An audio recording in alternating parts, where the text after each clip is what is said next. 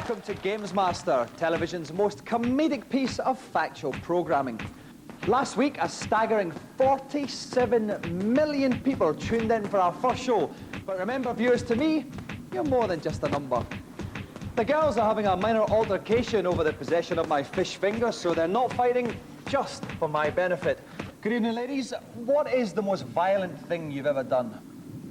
Well, once I threw a daisy at a bunny rabbit. I once drove a truckload of old people off a cliff. Coming up on tonight's show, Danny John-Jules from Red Dwarf is going to be trying out the salacious curves of Wipeout 2097. But we begin with an event that we like to call King of Combos 96.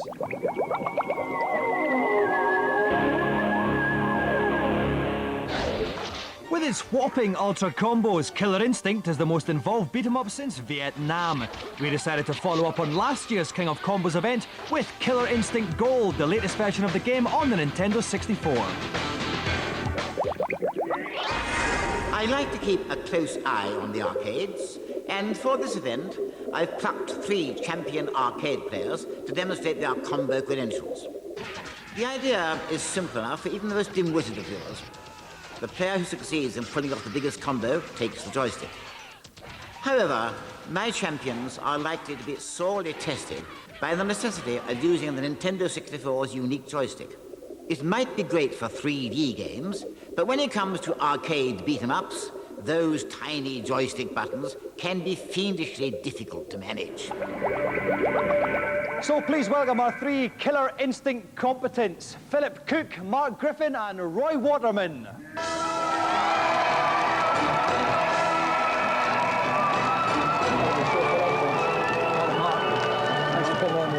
Okay, Philip, you first of all, your nickname is Kingpin. Why is that? Nah, it's that one time I had a really big afro and then I shaved it all up and I looked like the character from a Spider-Man card. What would you say you're happier with an afro or with a skinhead? Skinhead, I presume. Skinhead, better than an afro. I used to have an afro once. No, I didn't. Mark, now yours is a rather sad tale of young love turned sour. You just split up with your girlfriend. Yeah. Why was that? She started going out with someone else. Technically a problem, now and again. So you are quite literally on the pool? Yep. We will be giving out Mark's number at the end of the show then, if anyone is interested. So mums and dads, lock up your daughters. And finally, Roy, now you're a bank cashier. Yeah. Okay, well, we're going to get the guys into their games playing positions. While we do that, and I ponder the merits of a career in high finance, let's take a look at today's news.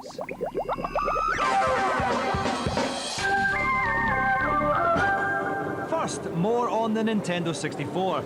These are exclusive pictures of what promises to be the first decent driving game for the console. Rev Limit features no Vickers, but 3 tracks and 4 cars and aims to combine the best elements of Sega Rally and Ridge Racer. Rev Limit is scheduled for release in the first quarter of next year, so bank cashiers can buy it then. If you pay close attention to the hype surrounding the launch of Sega World in London last month, you might be forgiven for thinking that the 12 quid entrance fee was a little steep for the pleasure of standing in interminable queues for the various rides, especially considering that all the arcade games still cost a quid a throw. Well, Sega have had a change of heart, and now 95% of the hundreds of machines are on free play, which makes it the ideal place to fritter away your money, waste your precious youth, and generally pursue a life of delinquency and antisocial behaviour that will no doubt end in ruin. Hollywood and video games have had a troubled relationship since they first got together a couple of years ago. 9 hopes to change all that with the involvement of a company owned by the greatest actor in the world, Robert De Niro. Bob, talk some pish. I say a movie, that's all backstory that's behind what's going on, and you show some things in the film, of course, but this you show so many different sides of one situation, one character, one whatever. Bob's Gone Bonkers!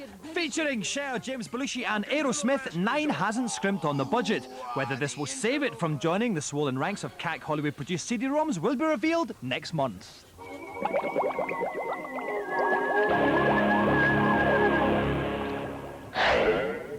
Welcome back. We are just about to proceed with our King of Combos at 96 event. We've got Roy who's going to be up first. Basically, our 3 challengers have got to pull off the biggest combo they can on Killer Instinct Gold. They're all uniquely brilliant at Killer Instinct, but it's the first time that they'll have used the Ultra 64 joystick.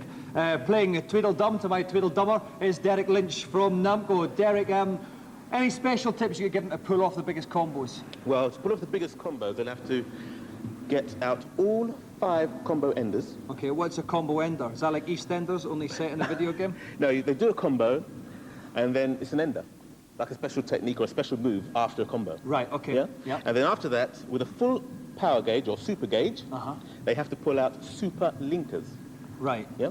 Super linkers, and then into their ultra combo, and that's the way to get the maximum number of hits. Well, that's easy for you to say, Derek. Right, okay, so Roy is up first. Just to recap, they get 1 match each to pull off the largest amount of combo hits. Best of luck, Roy. Off you go. Okay, so off goes Roy. He is Sabre Wolf there, a hairy man in fawn pants and a kind of Oliver Tobias tribute there. He's going to try and get enders. Each ender he gets is going to build up a potential 4 hits on his final combo. He hasn't got one yet though, but Orchid just has. You can tell an ender because the screen will pull back a little bit. We want to see an ender from him, Derek. That's right, he's making every effort he can. Oh, he's got an ender in. That's 1 ender in. That'll add 4 potential hits to his end. When he can also get extras by doing super moves. This can be performed when the bar is flashing there as it is. More about them a little bit later on. That's another ender he's got there. That's 2 enders so far. He wants 3 and he's going to go.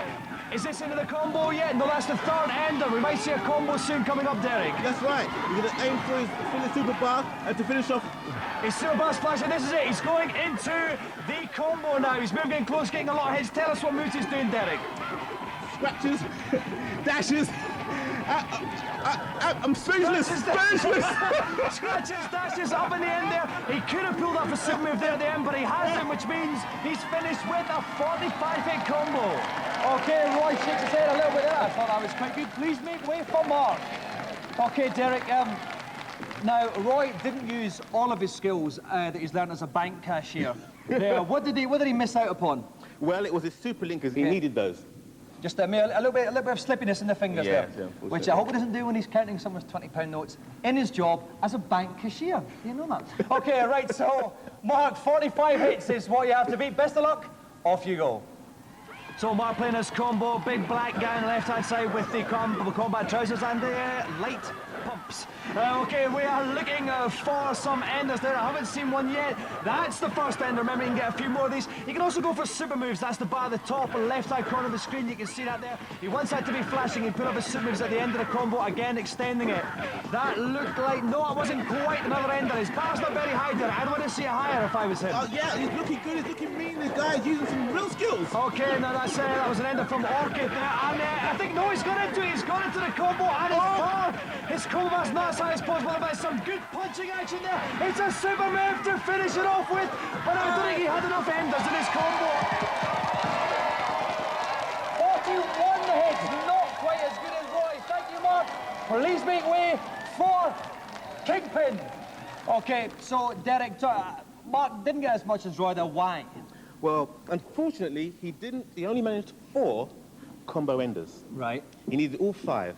His super linkers, he missed 3. Right, okay. Yeah. So he missed 3 super linkers and 1 combo enders. That's right. And if anybody does understand exactly what that is, please write to us at the address at the end of the show. Okay, so 45 is what Kingpin has to be. Best of luck, off you go. Okay, so of course Kingpin, he's opted as well for combo, the black guy with the light bump. And if he wants to be Roy's one of 45, we'd recommend he tries to pull off a super move as well as getting as many enders as he can in between. Now he's got 1 ender already, that's his 2nd ender. It's a great start, Derek. That's right, he's going very well. And he... Yes, Derek, sorry, carry on. He's staying there with it, like the puncher bags in the boxing stadium, gym. Yes, it was indeed, and I think that was quite clear. Another ender as well, there. That's his 3rd ender. He's got 3 enders. He's got very well. If you look at the top left-hand corner, you can see he's only got 3 bits on his super move bar, though. He wants to power that up a bit more. The more hits he gets on it and everything, and the more hits he receives, it all kind of melts together in some big, juicy bundle thing to allow you to do super move at the end, though. He's going to watch his own energy a bit as well, there. No, he's gone for it. He's going to do the super combo. You can see his energy bar going up. Oh, yeah. He's going to start going up now with all these hits. He's flashing, he's flashing, here comes a super move. It's got to be very close, it's got to be 45. 49 hit combo.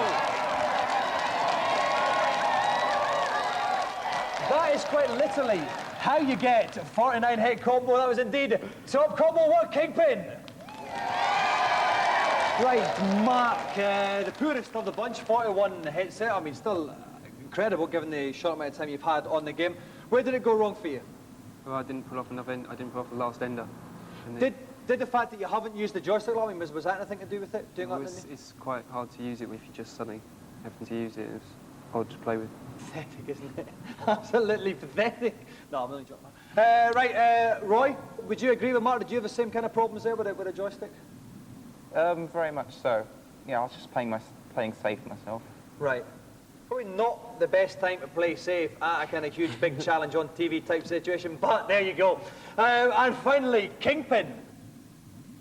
Now, Derek said he reckoned you could have got another 11 or 12 hits on that. What's the kind of record that you've got? Maximum 80. You've had an 80? Yeah. So why couldn't you get it on telly? Because I hadn't time to get used for the joysticks and stuff. I'm used to doing a joystick and I was a joypad, and it's a bit dodgy. We could go on all night with Kingpin's excuses. You're into a groove, you're into a morning groove there. It's a bit dodgy, and compared to joysticks are slightly easy to play with.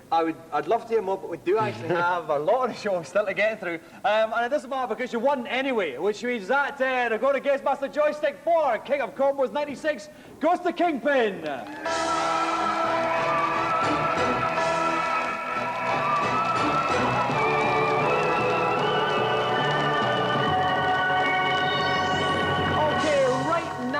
I tell you what I want, what I really want, I want a zig-a-zig. However, I have to make do with today's reviews.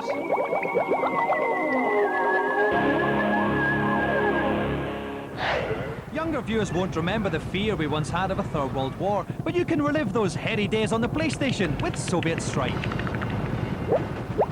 The original Jungle Strike style games were viewed in an isometric 3D position. This one you can actually have a camera roaming from behind your helicopter, but the best thing is the inclusion of fantastic CD FMV sequences.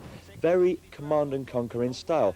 Really does just feel like you're playing an enhanced and brilliant version of the excellent originals.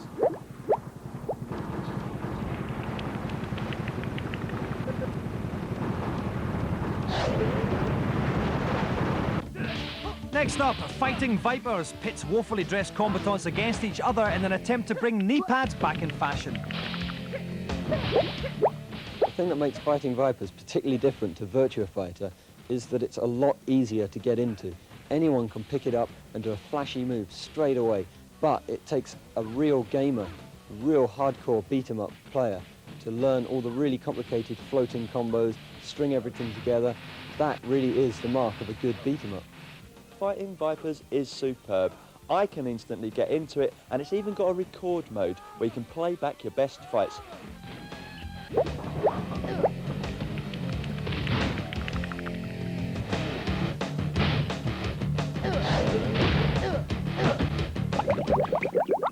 Right, I'm going to share something with you at home. At the moment, my whole body is tingling. It can either be that my pants are too tight or that our latest celebrity guest arrival is imminent. Find out which of those it is as we introduce today's Celebrity Challenge. Just for a change, I thought I'd give today's celebrity a really difficult challenge. And what better game to test his skill than Wipeout 2097 on the PlayStation? Tearing around in a futuristic spaceship, my contestant has 2 laps in which to secure first position before he crosses the finishing line. A host of special power-ups are available to help him on his way, but make no mistake, it's accurate steering, above all, that will secure victory. Now, we're very lucky tonight to have a special guest who comes from a show that gets even more ratings than us. We get 75 million, they get 76. Please welcome Red Dwarf's Danny John-Jules.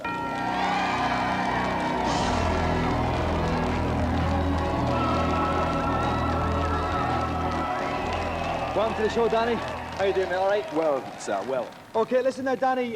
You've been playing a cat in Red Dwarf now for, is it 6 series or 7 series? It's 7 now, yeah. Wait, when's the new series back? January. In January. When you're working with the same people for so long, yeah. I mean, do you still like each other? No. No? No. We get on actually very well. You know, obviously, it gets a bit, you know, under each other's hair sometimes. Hair is very important to me. Oh, yeah, Danny, and me too. Now, your hair on the show as Cat is fantastic. How'd you get the hair like that? Well, the first 4 series, my hair was processed, which is sort of the equivalent of a perm, really. And the last 3, I had to wear a wig because I cut it all off for another play. Could you give me the name of the wig guy? Because I've got this. They said it made me look like Brad Pitt. Well, it's not quite working, Dan. Actually, who made my wig again? Oh, good. I can't remember. Wigfield. Wigfield. That's it. Wigfield. I knew there was a gag somewhere. I forgot it. It was written on my wrist. Okay. Right, while I get on the phone now to my ex-wife, if you want to see how Danny John-Jules tackles Wipeout 2097, join us after the break.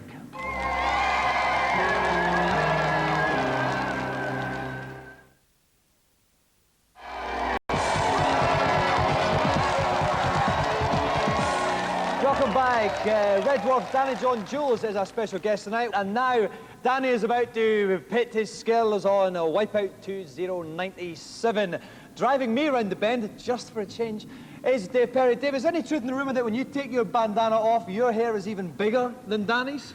Yeah, it's just a rumour. I don't really want to reveal any trade secrets. But it's certainly bigger than mine. But we've been using the combs in the green room. Now, any tips for Danny, Dave? Yeah, with this one, I mean, Wipeout was an excellent game, but the problem was when you hit the sides, you instantly crashed, slowed you down. With this one now, when you hit the sides, you can keep on going, so don't let that bother you. There's also a turbo thrust you can get at the start, and I've seen Danny practicing that in the green room. If he can get the turbo thrust right from the off, he's going to get away to a good start. OK, now, most of the time when celebrities come on GamesMaster, they are, quite frankly, appalling.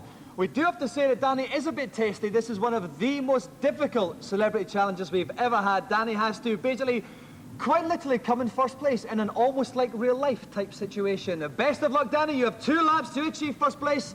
Start your race. Off goes Danny in the bottom right. Turbo thrust, he got it. He got turbo thrust right from the off. That's like what some people can get on Mario Kart there, Dave. Yeah, that's it, yeah, very similar kind of thing. Okay, bottom right hand corner of the screen, you can see the speed he's going at. Underneath there is an energy bar. If he hits the wall or stuff like that or gets blown up by rockets, that will go down. In the top right hand corner of the screen, you can see his position. He's 10th just now. We want him to come into first. Dave, what would you recommend he should be doing just now?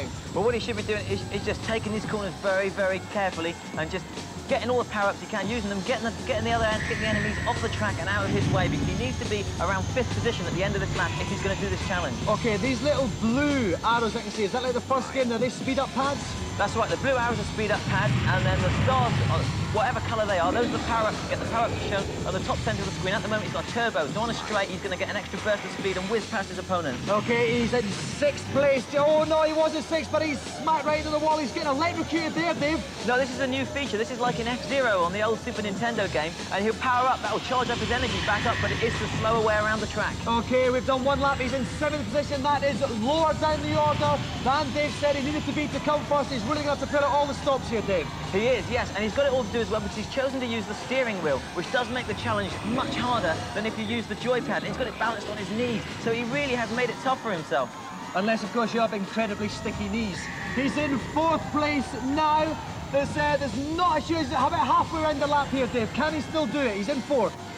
He really needs the computer to make a lot of mistakes if he's going to do it. He's coming up to this guy, he should take 3rd, but I don't think he's got autopilot on. That's good because the computer will be flying for him for a little bit. That's put him into 2nd place. Okay, this is 2nd. We can't be too far off, and then that's the guy in front of the he's going to the finishing line. He's jostling him, he's he's taking a corner. He is corner on the worst side imaginable.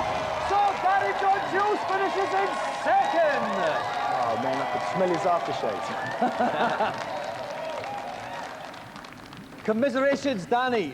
Now, it was a great 2nd lap. Dave said he thought you should have been in 5th position to do the challenge. You went through the first lap in about 7th place. Yeah. How did you make up those positions then? Well, I was lucky. I had about 3 guys in front of me. Autopilot took me past those 3, which left me in 2nd place. Mm-hmm. You know, and it was a bit of a shock, really, and then I sort of got confused and then realised there was only 1 guy in front of me. And by then it was a bit too late. I ran out of time. And another couple of seconds, I think I would have had him. Now, the other thing I noticed, I didn't notice at the start there, but you put your sunglasses on to do the challenge. Yeah. What was that? Well, I was used to practicing it in the green room when there was no glare, but when I came here, I had a light in front of me and one to the side, which was putting a bit of glare on the screen. It just took off the glare off the screen, really. Okay, note to the producer, we will have to try and dazzle the celebrities more subtly than we have to think you've exposed us. Yes. For the charlatans we have done. Well, thank you very much for coming on. I'm sorry you won't walk away with the GamesMaster Golden Joystick, but best of luck with the new series of Red Dwarf. Yes, thank you. And I hope you don't fight too much. No, that's all right. Ladies and gentlemen, tonight's special guest, Danny John-Jules. Okay, now it's time for this week's feature, that part of the show that viewers everywhere are already calling this week's feature.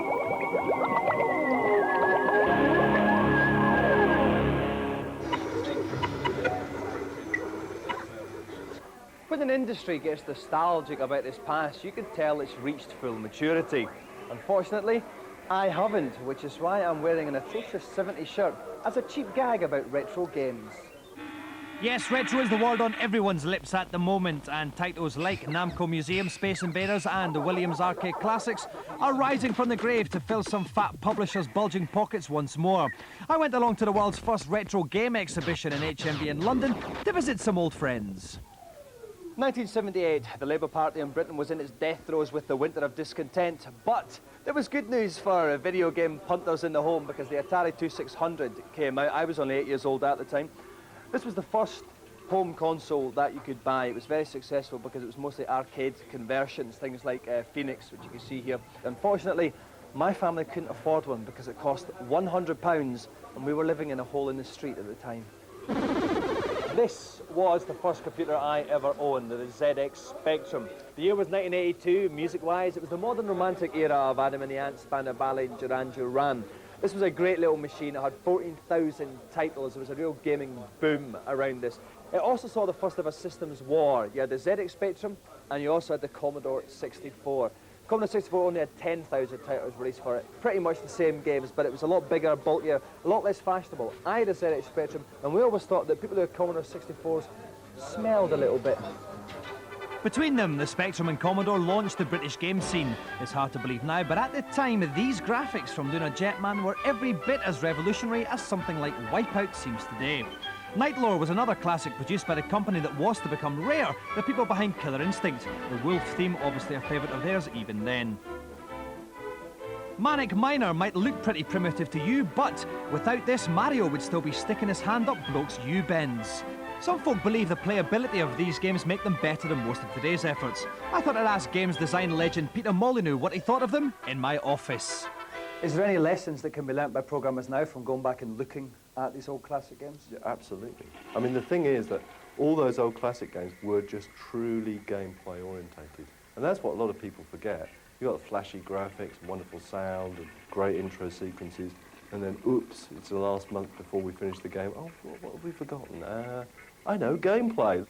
Back at the exhibition, all these people agreed, bless them, fighting back tears of admiration as they confronted their heritage. It's interesting to look at old games. It's a good reminder of what gameplay was years and years ago. Although I would have to say, would I swap my copy of Tekken 2 for 2 copies of Mattel Intellivision Soccer? I don't think so. That is quite literally all we've got time for today. On next week's show, it's an athletics special with John Regis and Tony Jarrett. But because it's Halloween, I leave you with the following question. Why are people so scared of old witches when 16-year-old girls are far more intimidating? Good night. Cheeky monkeys with internet access can fill their GamesMaster pants to the brim by visiting our webpage. The address is on the bottom. Oh, it's like Christmas has come already.